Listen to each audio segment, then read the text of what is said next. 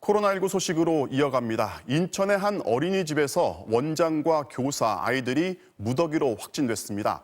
일부 교사들이 의심 증상에도 계속 출근을 했다고 하는데요. 50대 원장은 호흡 곤란 증세를 보이다 끝내 숨졌는데 사후 검사에서 양성 판정이 나왔습니다. 김건희 기자가 보도합니다. 인천 연수구의 한 어린이집. 이곳의 교사와 아이들이 무더기로 확진 판정을 받으면서 어린이집 내부는 텅 비어 있습니다.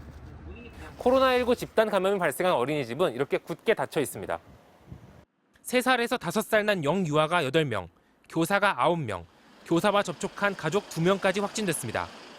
50대 원장은 어젯밤 호흡곤란 증상으로 병원에 갔다가 오늘 새벽 숨졌는데 숨진 뒤에야 양성 판정을 받았습니다. 놀랐죠.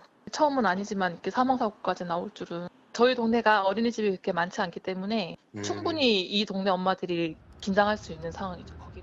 최초 확진자는 70대 보육교사였습니다. 2주 전부터 발열 증상을 보였지만 그동안 코로나 검사를 받지 않았고 어린이집에도 계속 출근했습니다. 증상이 있는 교사는 또 있었습니다.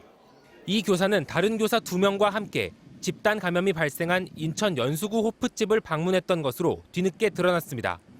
하지만 밀접 접촉자로 분류되지도 않았고 검사받으라는 개별 통보도 없었습니다. 호프집 안에 CCTV가 없었고 QR코드나 방문자 명단 작성도 제대로 되지 않았던 겁니다. 결국 인천시 전체에 해당 호프집 방문자는 검사를 받으라는 재난 문자를 발송하는 데 그쳤습니다. 명부가 다 완벽하지 않기 때문에 저희가 우려가 되는 바가 있어서 재난 문자가 나간 겁니다. 수기 작성을 안 하신 거예요? 그거에 대해서 말씀드리지 않을게요. 하지만 교사들은 이 문자를 확인하지 못했다고 진술했습니다. 호프집 첫 확진자가 나온 건 지난달 28일입니다. 그 전에 이미 어린이집 교사들이 증상을 보인 만큼 어린이집에서 호프집으로 코로나가 번졌을 가능성도 있습니다. 이미 어린이집과 호프집, 인근 노래방까지 관련 확진자는 40여 명에 달합니다. 방역당국은 이 어린이집 원생들과 가족, 또 이들의 접촉자 220명과 인근 280여 개 어린이집에 대해서도 전수조사를 벌이기로 했습니다. 인천시는 어린이집 교사들이 고의로 코로나 검사를 피했는지 여부와 정확한 감염 경로를 조사하고 있습니다. 의심 증상이 있어도 검사받지 않은 교사들, 방문자 명단 관리를 제대로 하지 않은 호프집, 이를 사전에 막지 못한 보건소, 방역 구멍들은 결국 무더기 확진으로 이어졌습니다. MBC 뉴스 김건희입니다. 지난 주말 서울 유흥가의 밤거리는 보시는 것처럼 사실상 코로나 이전으로 돌아간 것 같은 모습이었습니다. 밤 10시로 정해진 영업시간이 무색하게 시민들이 거리 곳곳에서 술자리를 이어갔는데요. 방역당국은 이런 추세라면 하루 확진자 수가 500명대보다 더 증가할 것으로 전망했습니다. 김아영 기자가 현장 취재했습니다. 지난 금요일 밤 서울 마포구 경의선 숲길.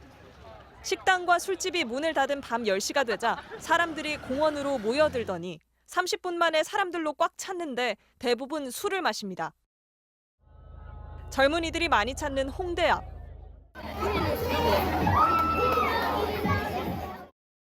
수십 명이 모여 술을 마시고 노래를 부르고 춤을 추는데 마스크를 제대로 쓴 사람은 적습니다. 답답해서 그냥 놀고 싶어요. 우리 다 놀고 싶어요. 5인 이상 집합 금지는 남의 얘기입니다.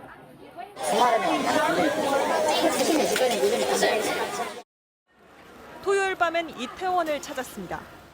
밤 10시가 지나자 이곳의 식당과 술집들 역시 문을 닫았고 보시는 것처럼 인적도 끊겼습니다. 하지만 이 골목을 나서면 상황이 조금 달라집니다. 빗속에서도 수십 명이 우산을 쓴 채 거리에서 끝내지 못한 모임을 이어가는 겁니다. 이게 다리가 없어서 여기 있는 거예요. 10시 이후에. 맞아요. 다리가 없어서 1시간, 2시간 정도? 궂은 날씨 때문에 사람이 적은 게 이 정도였습니다. 한 12시 전에 편의점 밖에서 10명 정도, 20명 정도로 시험을 얻고 있는데 오늘 비가 와서 방역 사각지대와 집단 개별 감염이 동시에 늘어나면서 감염 재생산 지수도 넉 달 만에 처음으로 전국 모든 지역에서 유행 확산을 의미하는 1 이상을 기록했습니다. 현재 500명대보다는 더 증가할 수 있을 걸로 보고 있습니다. 예방 수칙에 대한 부분들을 강화하지 않으면 더 확산세로 계속 될 걸로 판단하고 있고 방역당국은 모임 자제와 거리 두기로 억제해온 방역 균형이 깨진다면 4차 유행이 시작될 수밖에 없다며 모임을 자제해 줄 것을 당부했습니다. MBC 뉴스 김아영입니다. 자, 이렇게 잡히지 않는 확산세가 계속되면서 오늘부터는 거리 두기 단계와 상관없이 기본적인 방역 수칙들이 강화가 됐죠. 모든 출입자들의 명부 작성, 미술관이나 도서관에서의 음식물 섭취 금지 등인데요. 이걸 위반하면 사업자와 이용자 모두에게 과태료가 부과됩니다. 조희영 기자가 전해드리겠습니다. 오늘 저녁 서울 역삼역 근처의 유흥업소. 서울시가 현장 점검에 나섰습니다. 강화된 방역 수칙에 따라 유흥업소는 출입 명부를 QR코드로 받아야 하는데 이를 지키는지 확인하는 겁니다. 모든 그 손님들이 오고 들어오고 하는 사항에 대해서는 QR코드로 기록을 다 하셔야 되는 거예요. 그동안 한 걸 좀 잠깐 볼 수 있을까요? 이처럼 오늘부터 방역 수칙을 위반하면 이용자에게 10만 원, 사업주에겐 최대 300만 원의 과태료가 부과됩니다. 다중이용 시설에선 방문자 전원이 출입 명부를 작성해야 하고 업주는 유증상자의 출입을 제한해야 합니다. 지난 한 주 계도 기간을 거쳤다곤 하지만 현장에서는 혼란이 빚어졌습니다. 상당수 손님들은 여전히 한 명만 출입 명부를 쓰면 되는 걸로 알고 있고 업주도 손님이 코로나19 증상이 있는지 여부를 확인해야 하지만 잘 모르는 경우가 많았습니다. 없어야 돼. 열 체크나 이런 거는 따로 안 하세요? 정부가 기본 방역 수칙을 강화하고 과태료까지 부과하기로 한 건 강제성 있는 제재가 없으면 확진자 수가 급증할 가능성이 크기 때문입니다. 오늘 코로나19 신규 확진자 수는 휴일 검사 건수가 적었음에도 불구하고 473명을 기록했습니다. 특히 전국에 13개 지교회가 있는 수정교회 관련 누적 확진자는 134명으로 급증했습니다. 이제 새로운 교회가 개소하는 시기에 맞춰서 많은 이제 지교회 교인들이 모여서 숙식을 하면서 활동을 한 걸로. 부산 유흥주점 관련 확진자도 273명에 달하는 등 주로 교회와 유흥업소에서 집단 감염이 많이 발생했습니다. 변이 바이러스도 41건이 추가로 확인됐는데 특히 남아공발 변이가 지역사회에 전파된 사례가 처음 발견됐습니다. 방역당국은 오는 9일 사회적 거리두기 단계를 격상할지 여부를 포함해 거리두기 조정안을 발표하기로 했습니다. MBC 뉴스 조희영입니다. 집요한 스토킹 끝에 세 모녀를 참혹하게 살해한 피의자의 신상이 공개됐습니다. 1996년생 만 24살의 김태현.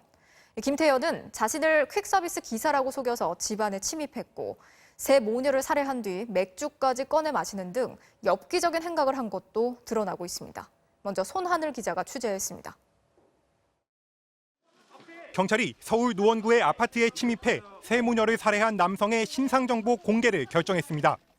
1996년 11월생 만 24살 남성 김태현입니다.